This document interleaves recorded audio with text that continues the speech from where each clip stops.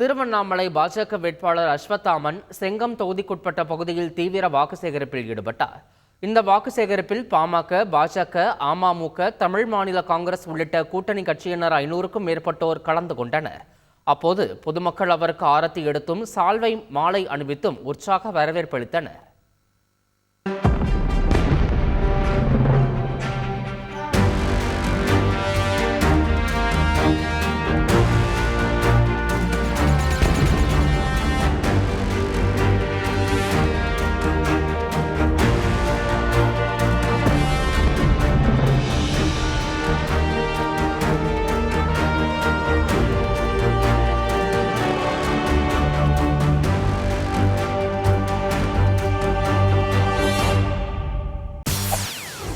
செய்திகளை உடனுக்குடன் தெரிந்து கொள்ள உடனே சப்ஸ்கிரைப் பண்ணுங்க.